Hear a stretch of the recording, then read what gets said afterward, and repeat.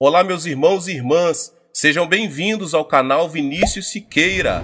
E se você ainda não é inscrito aqui no canal, se inscreva aqui no canal e não esqueça de ativar o sininho das notificações. Todos os dias são postados vídeos abençoados aqui no canal para te abençoar. Vamos a mais uma palavra do Senhor.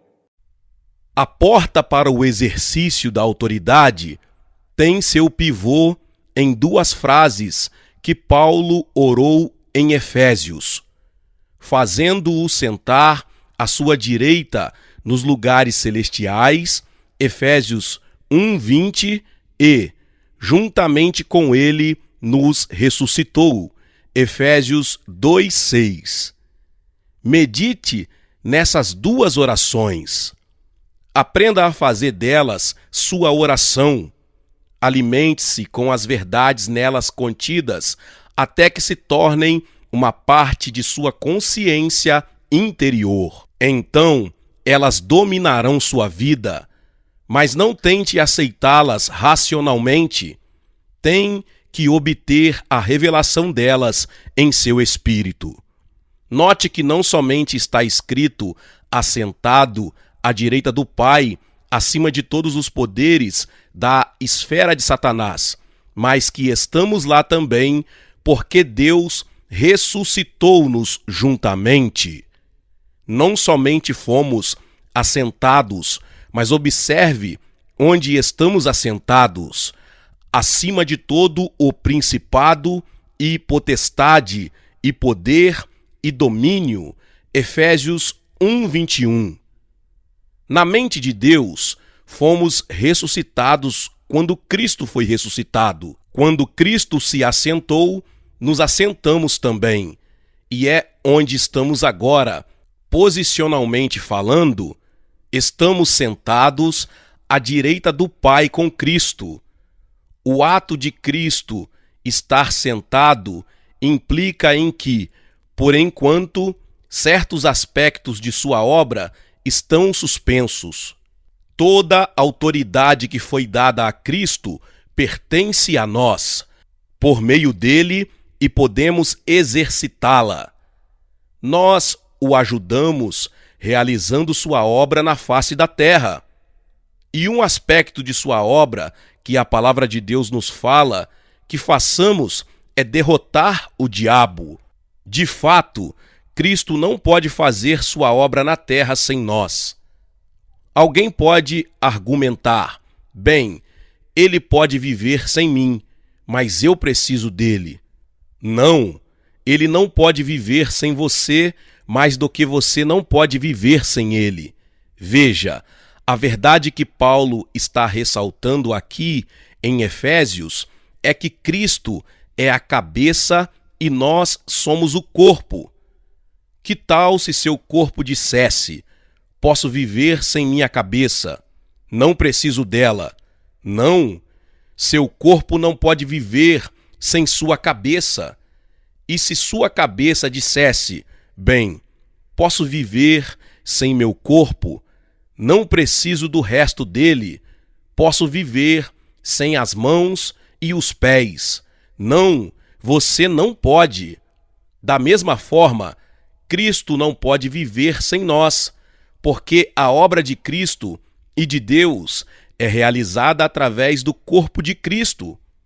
Seu trabalho nunca será feito sem a nossa participação e nós nunca viveremos sem ele. Efésios 6:12 diz: porque a nossa luta não é contra o sangue e a carne, e sim contra os principados e potestades. Se você isolar este verso de seu contexto e continuar falando a respeito da terrível luta na qual estamos empenhados contra o diabo, descrevendo como o diabo é poderoso, você perderá tudo aquilo que Paulo fazia questão, porque não é isso que Paulo dizia em Efésios.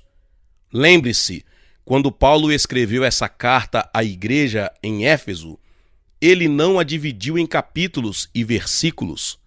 Os eruditos se encarregaram disso em data muito posterior, apenas para nos situar. Você pode causar grande prejuízo, às vezes isolando um verso de seu capítulo, tirando-o do seu contexto, fazendo com que signifique algo que realmente não quer significar. O Espírito Santo, através de Paulo, disse no capítulo 2 que estamos assentados acima desses poderes com os quais temos que lidar. Não somente está escrito assentado à direita do Pai, muito acima desses poderes, mas estamos lá também, porque Deus nos fez assentar juntamente com Cristo. Portanto, em nossa batalha contra o inimigo e suas forças, precisamos ter em mente que estamos acima deles e que temos autoridade sobre eles. A palavra nos diz que, porque Jesus as conquistou, somos conquistadores também. Sua vitória também pertence a nós, mas temos que levá-la a efeito. O demônio com o qual Jesus se recusou a lidar.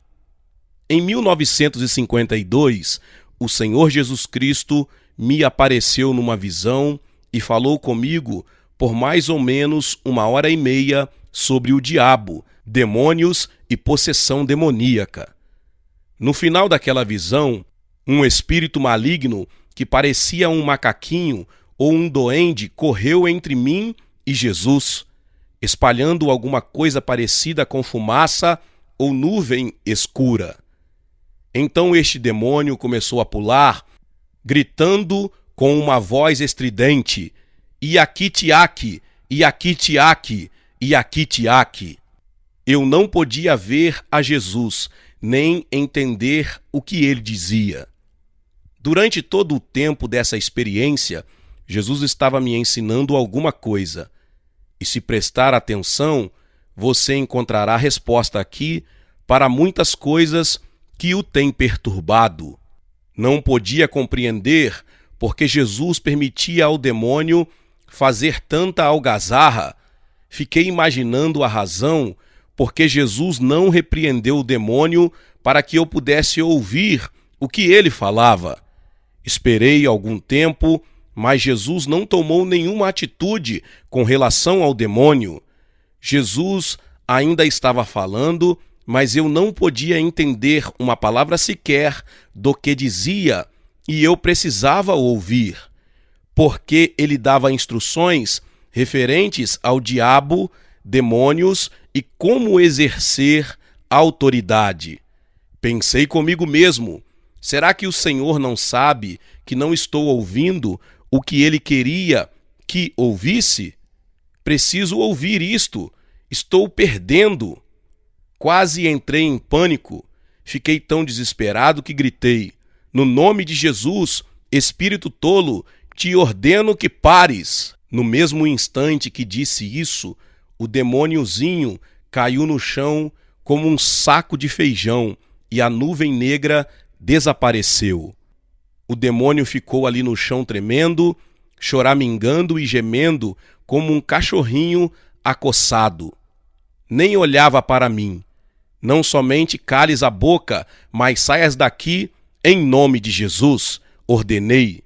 Ele foi embora correndo. O Senhor sabia exatamente o que estava em minha mente. Eu estava pensando: por que ele não fez nada? Por que permitiu isso? Jesus me olhou e disse: se você não tivesse tomado uma atitude a respeito, eu não poderia também. Ao ouvir isto, tomei um verdadeiro choque. Fiquei pasmo. Respondi: Senhor, acho que não ouvi direito. O que o Senhor disse é que não o faria, não foi? Ele respondeu: não. Se você tivesse tomado nenhuma atitude, eu também não poderia. Repeti tudo 4 vezes. Ele era enfático ao dizer: não, não disse que não faria. Disse: ora, querido Senhor, é impossível aceitar isso. Nunca ouvi nem preguei nada assim na minha vida. Disse ao Senhor que não me importava quantas vezes o vira em visões. Ele teria que me provar o que dizia com pelo menos 3 escrituras no Novo Testamento, porque não estamos vivendo debaixo da velha aliança, estamos vivendo sob a nova aliança. Jesus sorriu suavemente, dizendo que me daria 4. Então eu disse: já li todo o Novo Testamento 150 vezes, e muitos trechos dele, mais do que isso. Se isso está lá, é novidade para mim. Lidando com o diabo. Jesus respondeu: filho, há uma coisa lá que você não sabe. Ele continuou: em nenhuma vez no Novo Testamento a igreja foi convocada a pedir que Deus, o Pai, ou Jesus, fizesse qualquer coisa contra o diabo. De fato, pedir isso é desperdício de tempo. O crente é conclamado a fazer alguma coisa com referência ao diabo. A razão disso é porque você tem a autoridade para fazê-lo. A igreja não tem que orar a Deus, o Pai, acerca do diabo. A igreja tem que exercitar a autoridade que lhe pertence. O Novo Testamento fala aos crentes que façam eles mesmos algo a respeito do diabo. O menor membro do corpo de Cristo tem tanta autoridade, tanto poder sobre o diabo, como qualquer outro, sendo que, a menos que os crentes façam alguma coisa no tocante ao diabo, em muitas áreas nada será feito. Cremos que certas pessoas têm poder. Não, Jesus disse que o menor membro do corpo de Cristo tem tanto poder sobre o diabo como qualquer outro. E quando começamos a crer nisso, é aí que estamos começando a realizar o trabalho. Jesus continuou: fiz tudo o que tinha que fazer a respeito do diabo, até que o anjo desça do céu, tome a corrente e amarre-o no fundo do abismo profundo. Veja Apocalipse 20, dos versos 1 ao 3. Isso foi um choque para mim. Agora, ele disse: aqui estão as 4 referências que provam isto. A primeira de todas, quando ressuscitei dentre os mortos, disse: toda autoridade me é dada no céu e na terra. Mateus 28, 18. Mas, imediatamente deleguei minha autoridade sobre a terra à igreja, e somente posso operar através da igreja, pois sou a cabeça da igreja. Sua cabeça não pode exercitar qualquer autoridade, seja onde for, a não ser através de seu corpo. A segunda referência que Jesus me deu encontra-se em Marcos 16, os versos 15 ao 18. E disse-lhes: ide por todo o mundo, pregai o evangelho a toda criatura. Quem crer e for batizado será salvo, mas quem não crer será condenado. E estes sinais seguirão aos que crerem. Em meu nome expulsarão os demônios, falarão novas línguas, pegarão nas serpentes, e se beberem alguma coisa mortífera, não lhes fará dano algum. E porão as mãos sobre os enfermos e os curarão. Ele disse: o primeiro sinal que seguirá a qualquer crente, não qualquer pastor ou evangelista, é que expulsarão demônios. Isso significa que em meu nome exercerão autoridade sobre o diabo, porque eu deleguei à igreja minha autoridade sobre o diabo. Lembre-se, Colossenses 1,13 diz: aquele que nos libertou do império das trevas e nos transportou para o reino do Filho do seu amor. Uma tradução diz: o Pai nos libertou do poder das trevas. A palavra grega poder significa autoridade.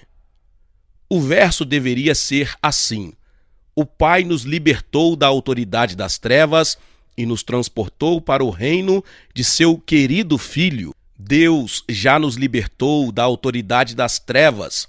Portanto, temos o direito de falar às trevas. Isso é a Satanás e seu reino, e dar-lhes ordens.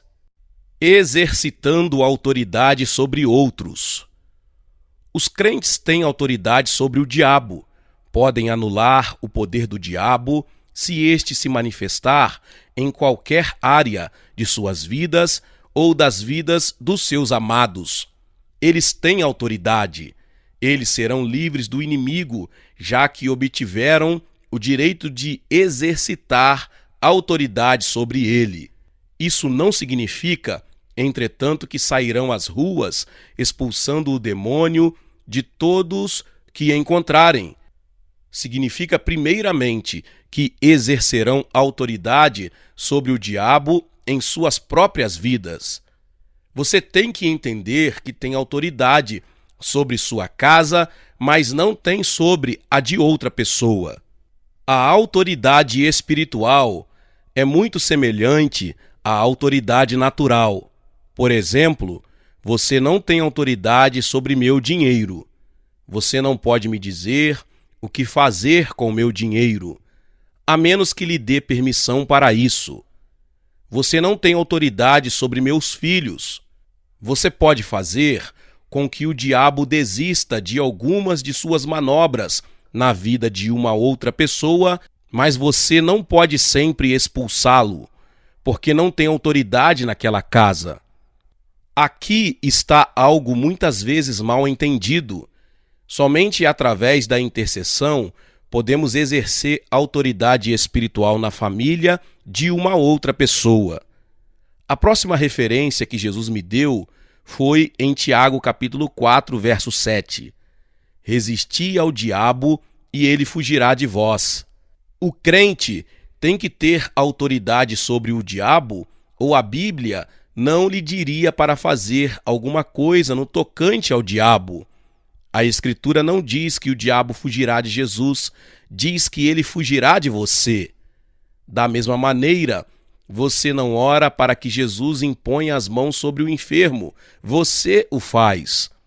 Observe também que as mãos não estão localizadas na cabeça, as mãos estão no corpo.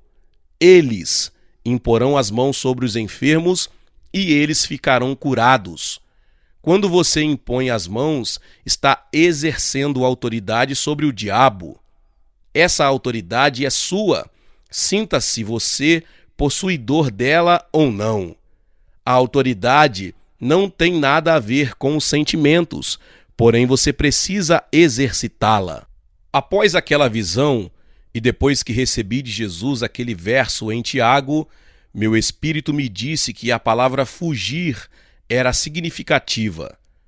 Procurei no dicionário e descobri que uma das conotações da palavra seria fugir aterrorizado. O diabo fugirá de você aterrorizado. Descobri então porque o demônio, na minha visão, começara a se lamentar e a chorar.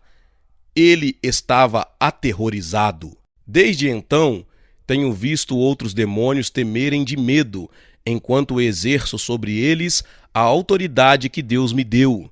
Não tem medo de mim, mas de Jesus, a quem represento. Na visão, Jesus me deu uma outra escritura, que fala para tomarmos uma atitude quanto ao diabo. Esta terceira referência se encontrava em 1 Pedro. Pedro escreveu: sede sóbrios, vigiai, porque o diabo, vosso adversário, anda ao derredor, bramando como leão, buscando a quem possa tragar. Pedro 5:8. Seu adversário significa seu oponente. Aqui, muitas pessoas param na leitura. Dizem: o diabo está atrás de mim. Pedem oração para que o diabo não os alcance, mas, se falam assim, o diabo já os alcançou. É tarde demais para orar por eles. O que você vai fazer com ele? Rolar no chão e fingir que está morto? Esconder a cabeça na areia e ficar esperando ali até que ele desapareça? Não, graças a Deus. Observe o que o texto diz, à medida que continuamos a leitura. O verso seguinte diz: ao qual resisti firmes na fé, sabendo que as mesmas aflições, testes e provações se cumprem entre os vossos irmãos do mundo. Jesus me disse nessa visão: Pedro não escreveu essa carta e disse aos irmãos: eis que me veio a palavra segundo a qual está usando nosso amado irmão Paulo na expulsão de demônios. E Paulo envia lenços e roupas, e as doenças deixam as pessoas. Os espíritos malignos saem. Por isso gostaria de sugerir que escrevam para Paulo e adquiram um lenço. Não, ao contrário, disse-lhes que tomassem uma atitude para com o diabo. Por quê?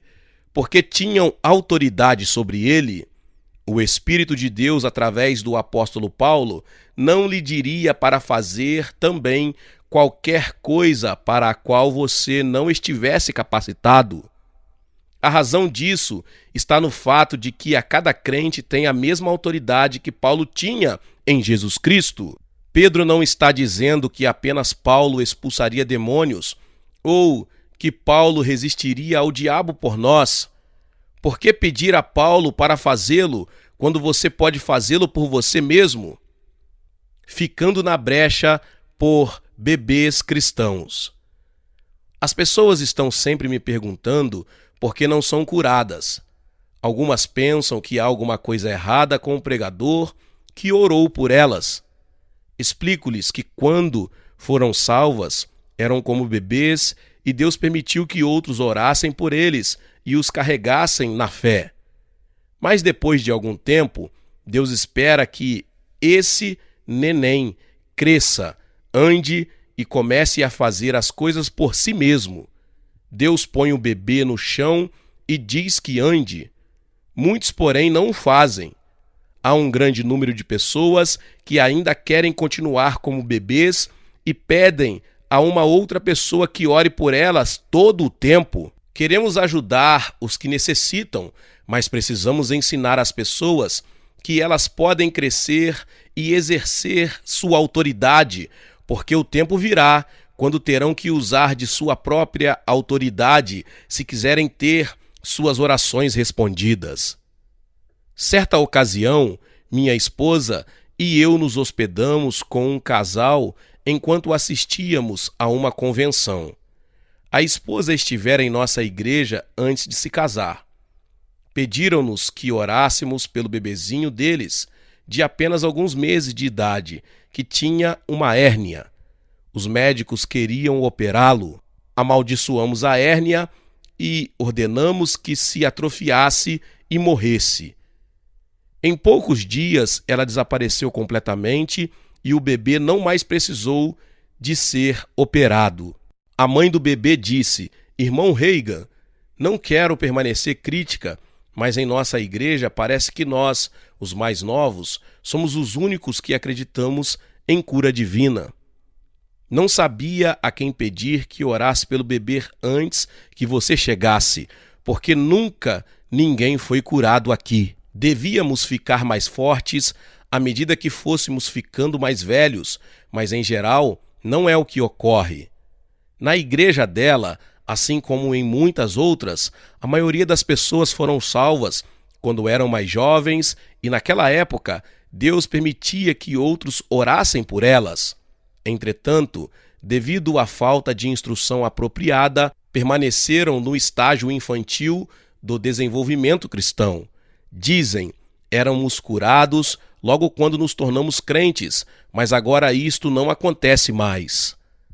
O fato de não exercer sua própria fé ou não fazer suas próprias orações, sempre dependendo das orações de alguém, faria tanto sentido quanto você nunca ter suas próprias roupas, sempre dependendo das roupas de outra pessoa para vestir. O que acontece às pessoas que nunca tentam exercer nenhum tipo de fé pessoal, mas sempre descansam na fé de outras pessoas? Acabamos de ler que o diabo, vosso adversário, anda ao derredor, bramando como leão, buscando a quem possa devorar. Mas o crente pode fazer alguma coisa a respeito. Jesus, Tiago e Pedro nos falam para fazer algo com relação ao diabo. Paulo disse em Efésios 4:27, não deis lugar ao diabo. Esta foi a quarta escritura que recebi de Jesus. Ele explicou, Isso significa que você não deve dar nenhum lugar ao diabo em sua vida. Ele não tem poder para ocupar nenhum lugar, a menos que você lhe dê permissão. Você teria que ter autoridade sobre ele, ou isso não seria verdade. Autoridade sobre a terra. Jesus acrescentou: aqui estão suas 4 testemunhas. Eu sou a própria, Tiago é a segunda, Pedro a terceira e Paulo a quarta. Isso estabelece o fato de que o crente tem autoridade sobre a terra, pois eu deleguei a você na terra minha autoridade sobre o diabo. Se você não fizer alguma coisa, nada será feito. É por essa razão que muitas vezes nada é feito. Agora você pode entender o porquê de muitos acontecimentos. Nós permitimos que aconteçam, desconhecendo nossa autoridade, desconhecendo o que poderíamos fazer. Não fizemos nada e de fato permitimos que o diabo continuasse fazendo tudo o que quisesse. Precisamos entender isso. Despertemo-nos. Talvez tenhamos de mudar todo o nosso modo de orar e tomar a dianteira do diabo. Eu fiz isso. Você não sofrerá nada se mudar. É bom para você. Temos autoridade para fazê-lo. Estamos assentados à destra do Pai, acima de principados e potestades. Se estamos acima deles, então temos autoridade sobre eles. Efésios 1, 22 e 23 continua dizendo: ele sujeitou todas as coisas a seus pés, e sobre todas as coisas o constituiu como cabeça da igreja. Os pés são membros do corpo, não são membros da cabeça, que é o seu corpo, a plenitude daquele que cumpre tudo em todos. Concordando com o que o John Macmillan ressaltou: como é maravilhoso saber que os membros mínimos do corpo de Cristo, os que compõem os pés, uma pequenina unha, um dedinho, estão acima das poderosas forças às quais estamos nos referindo. Lembre-se, em Lucas 10:19, Jesus disse aos outros 70 discípulos que enviou: eis que vos dou poder, autoridade, para pisar serpentes e escorpiões e toda a força do inimigo, e nada vos fará dano algum. Quanta autoridade sobre o diabo a igreja tem? Alguma coisa menos do que isso? Não, graças a Deus não. Se você ouvisse a média das conversas dos crentes ou ouvisse o sermão de alguns pregadores, teria a impressão de que o diabo é maior do que qualquer pessoa e que está dirigindo tudo. Sim, ele é o Deus deste mundo, portanto está dirigindo o sistema do mundo. Estamos neste mundo, mas não somos deste mundo, diz a Bíblia. Portanto, ele não está nos dirigindo. O diabo tem nos pisoteado já faz tempo demais. Estas coisas não são brincadeiras. Somos tolos quando fazemos piadas sobre isso. Uma vez, numa convenção, um pregador me disse: bem, irmão Reagan, pus o diabo para correr. O problema é que eu estou correndo e ele vem atrás de mim. Tal afirmativa só demonstra ignorância. Em primeiro lugar, você não tem que fugir do diabo. A Bíblia diz que ele é que fugirá de você. Você precisa pô-lo para correr. Infelizmente, penso que essa é a situação dos pregadores e igrejas, na maioria das vezes. De fato, na maior parte do tempo, vemos isso por toda a parte. Meus irmãos e minhas irmãs, glória a Deus, que palavra poderosa. Talvez você chegou até aqui, ouviu esta palavra poderosa e ainda não se inscreveu aqui no canal. Se inscreva aqui no canal, ative o sininho das notificações. Todos os dias são postados vídeos abençoados aqui no canal para te abençoar. Deixe também o seu like e não se esqueça de compartilhar esta palavra com mais pessoas. Meus irmãos e minhas irmãs, nos vemos nos próximos vídeos. Amém.